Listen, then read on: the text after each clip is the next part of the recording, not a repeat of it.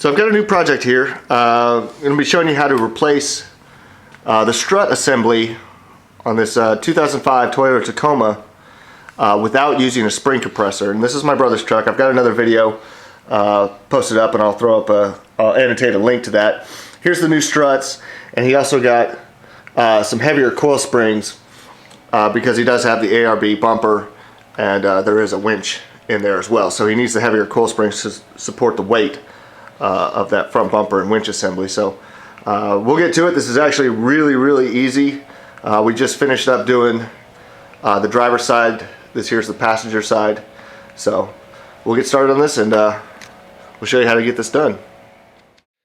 Well, the first part of this project is you need to get the vehicle safely supported on a good set of jack stands and get your tires and wheels off. Now, we are going to need to loosen the lower control arms and drop them out of the way. So what we're doing here is we're putting a couple of little marks on the alignment cams so that when we retighten the lower control arm, we can get it roughly in the ballpark of where it was so that we can safely drive the vehicle to the alignment shop. And after any suspension modification, you do need to take your truck in to have it realigned.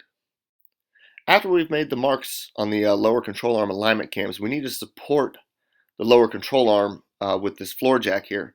There are two bolts that need to be removed. They connect the lower ball joint assembly to the actual steering knuckle. So we got to pull these out so that we can drop the control arm down further. You do not need to remove the actual ball joint. So here's the two bolts that you need to remove. You can see us putting a socket on these two bolts.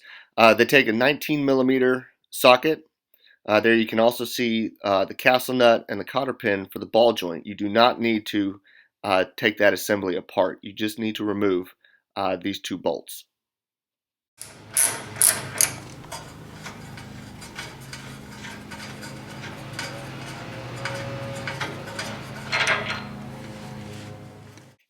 Well, here we are. We're loosening the lower control arm mounting bolts. You do not need to take the lower control arm off. You just need to loosen the bolts so that the lower control arm will swing down far enough that you can remove the strut assembly. The next step of this process is to remove the nut on the top of the shock with a 17mm wrench. At this point, we're not going to be removing the three bolts that hold the top hat bushing to the shock tower assembly. We're only going to remove this one nut on top of the shock. So now that we have that top nut removed holding the shock in place, we're going to use the floor jack to slowly lower the suspension. And effectively what we're doing is we're using the weight of the truck as a spring compressor. And as we lower the floor jack and drop the suspension down, that spring will decompress slowly and safely so that it doesn't fly out and injure you when you're trying to pull it out.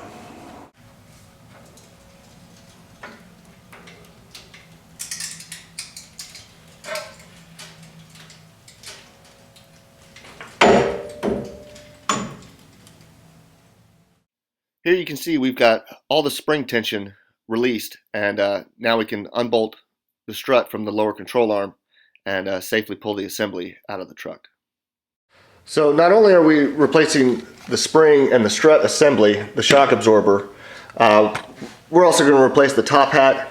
This is the new one, and you can see some damage here. You see how that hole is wallowed out? I'll come over here and I'll show you on the shaft. Can you see how it looks like somebody's been trying to chop down a tree? So this shaft was walking around in there. So we needed to replace this top hat as well. And one thing I want to mention, you can see the different lengths of the shock. There's supposed to be positive pressure pushing up on the shaft.